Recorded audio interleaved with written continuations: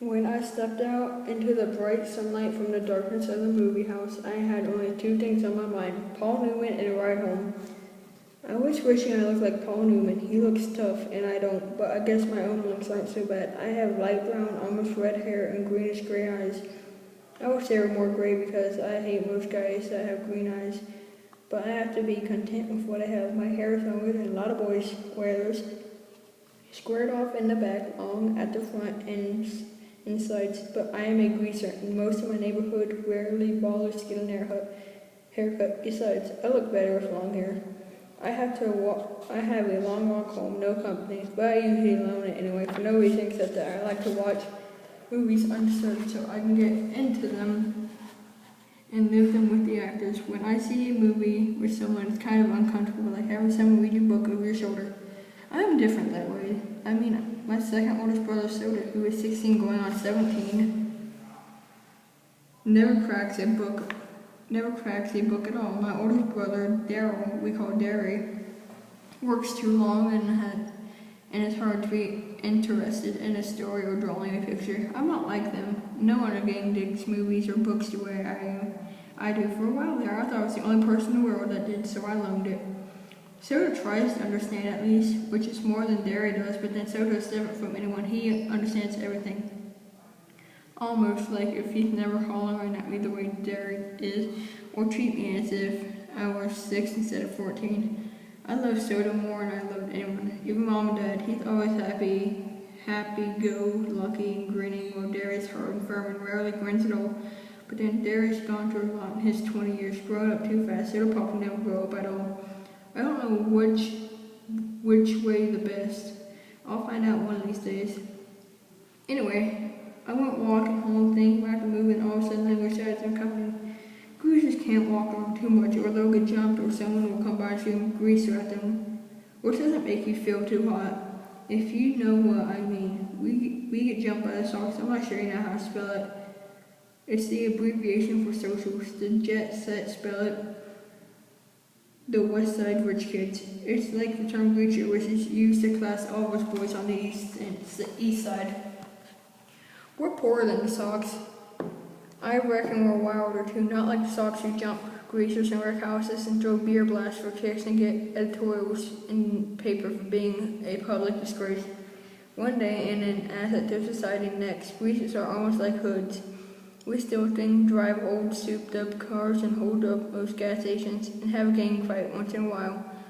I don't mean I do things like that. Derry would kill me if I got in trouble with the police. Since Mom and Dad were killed in an auto wreck, the three of us get to stay together as long as we behave. So Soda and I stay on much trouble as we can. We're careful not to get caught, and when we can't, that most greasers do things like that. Like we just wear our long hair and dress in blue jeans and t-shirts, or leave our shirt tails out and wear leather jackets and tennis shoes or boots. I'm not saying that either Sox or greasers are better. That's just the way things are. I could have waited to go to the movies until Derry or Soda Pop got off work. They would have gone with me or driven me there, or walked along. Although Soda just can't sit still long enough to enjoy a movie, and they bore Derry to death. Derry thinks his life is long enough without inspecting other people's, or I could have gotten one of them gangs to go along. One of the four boys, Derry and Soda and I, have grown up and consider family.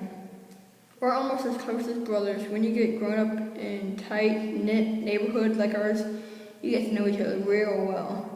If I had thought about it, I could have told Derry and he would have came by on his way and picked up. Or 2-Bit Matthews, one of our gang, would have come to get me in his car if I would ask him, but sometimes I just don't use my head. It drives my brother Derry nuts when I do stuff like that, because I'm supposed to be smart.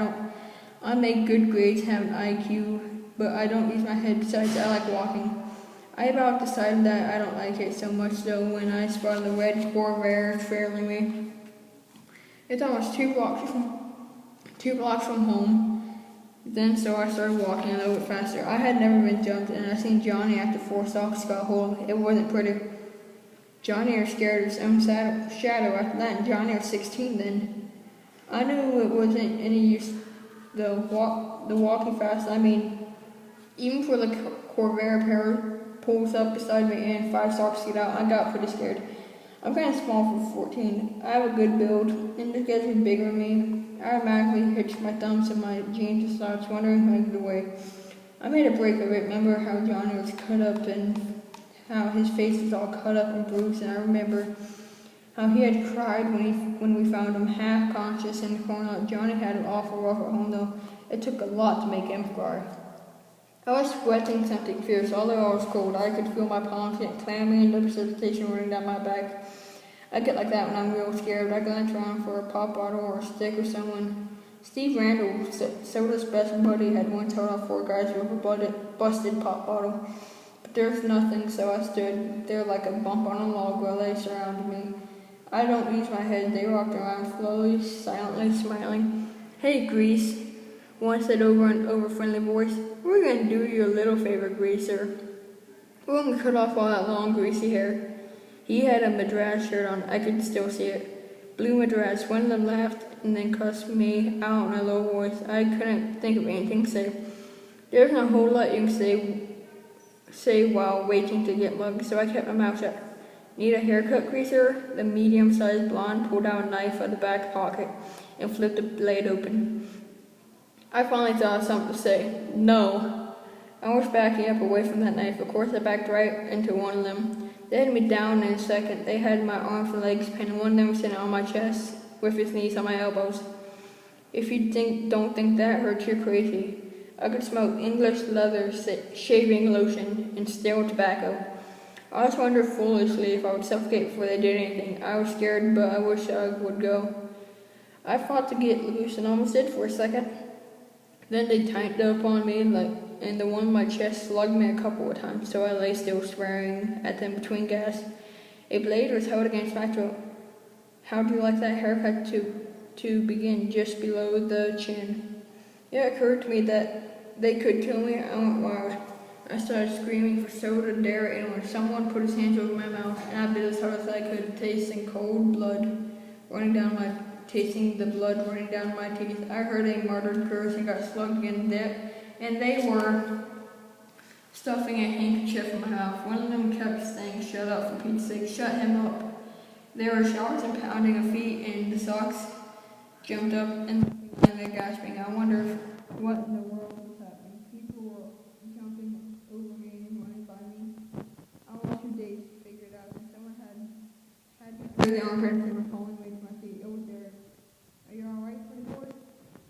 He was shaking me, and I wish he would stop. I was dizzy enough anyway. I could tell Derek though, partly because my voice, and partly because Derek was always rough with me without meaning to be. I'm shaking me, Derek. He really wasn't. Derek isn't sorry for anything he does. It seems funny to me that he looked exactly like my father and acts the opposite from him. My father was only 40 when he died. He looked 25, and a lot of people thought Derry and Dad were both brothers instead of father and son, but they only looked alike. My father was never rough with anyone without waiting to be. Derry is 6'2", broad-shouldered and muscular. He has a dark brown hair that kicks out in front and a slight cowlick in the back, just like Dad's. But Derry's eyes are his own. He got eyes that are like 2 pieces of pale blue-green grass. They got a determined set to like though. He looks older than 20. Tough, cool, smart. He would be real handsome if his eyes weren't so cold. He just doesn't understand anything that's not plain hard fact. But he uses his head. I held down low my cheek, grabbing his slug nose. Derry jams his fists in his pockets. "They didn't hurt you too bad, did they?" "They did. I was smart and aching. My chest was sore. I was so nervous my hand was shaking. I started wanting the ball, but you just can't do it, Derry." "Okay." Soda Pop came lopping back. By then he figured all the noise I had heard was a gang coming to rescue me. He dropped down beside me, examining my head. "You got cut up a little, huh, Punibor?" I only looked at him blankly. "I did?" He pulled out a handkerchief, wet the end of it with his tongue, and pressed gently against the side of my head. "You're bleeding like a stuffed pig." "I am?" "Look." He showed me the handkerchief, reddened as it by magic. "Did they pull a blade on you?" I remember the voice. "Need a haircut, Greaser?" The blade must have slid through. It was trying to shut me up. Soda is handsomer than anyone else I know. Not like Darius. Soda is movie star kind of handsome. That kind that people just stop on the street to watch go by. He's not as tall as Darius. He's a little slimmer, but has a finely drawn, sensitive face that somehow manages to be reckless and thoughtful at the same time. He's got dark gold hair that he combs back long, silky, straight, and in the summer the sun bleaches it to a shining wheat gold. His eyes are dark brown, lively, dancing, reckless, laughing eyes that can be gentle and synthetic one moment and blazing with anger the next. He has dad eyes, but Soda is one of a kind. He can't get drunk in a drag race or dance without getting near alcohol. In our neighborhood, it's rare to find a kid that doesn't drink once in a while, but Soda never touches a drop of it. He doesn't need to. He gets drunk off of plain living, and he understands everybody. He looks at me more closely. I look away, hurried, because if you want to know the truth, I was starting to bawl. I knew I was as white as I felt, and I was shaking like a leaf. Soda just put his hand on my shoulder. Easy, pony boy. They ain't gonna hurt you no more. I know, I said, but the ground began to blur, and I felt hot tears running down my cheeks. I brushed them away impatiently. I'm just a little spooked, that's all.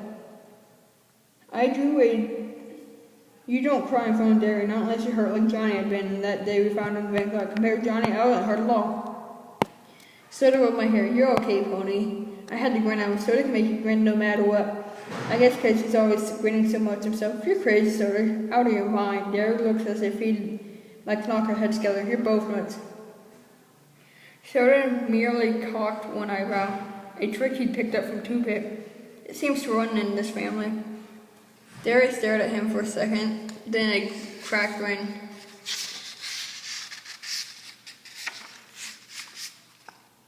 Soda Pop isn't afraid of him like everyone else is. He enjoys teasing him. As soon as I tease a full-grown grizzly, but for some reason Derry seems to like being teased by Soda. Our gang had chased the Sox to the car and heaved rocks at them. They came running toward us now, four hard guys. They're all as tough as nails and looked it. I had grown up with them, and they looked up to me. Even though I was younger, I was there and Soda's kid brother. I kept my mouth shut good.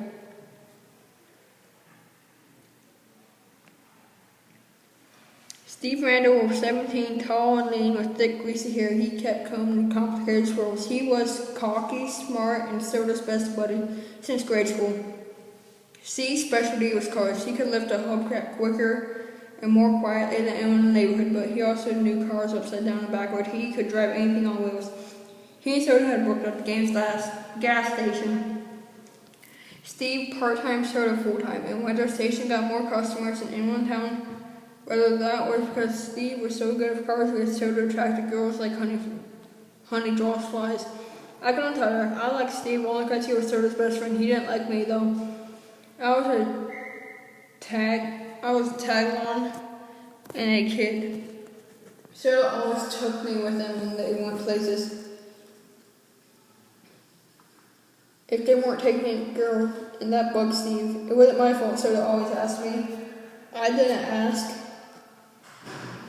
him. Soda doesn't think that I'm a kid. Two-Bit Masters was one of the oldest in the gang and the wisecracker of the bunch. He was about 6 feet tall, stocky and built and very proud of his long, rusty-colored sideburns.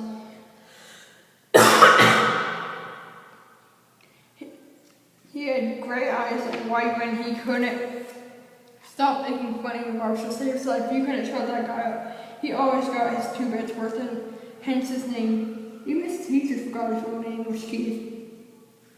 And we hardly remembered he had one. Life was one big joke to 2-Bit. He was famous for shoplifting and his black-handed search blade, which he couldn't have acquired without his first talent. And he was always fighting off the cops. He couldn't help it. Everything he said was so irresistible funny that he tugged at the police and on it to brighten up their dull life. That's the way he explained to me. He liked fights, blondes, and some unfamiliar reason in school. He was still a junior at 18 and a half and never looked or anything. He just went for kicks.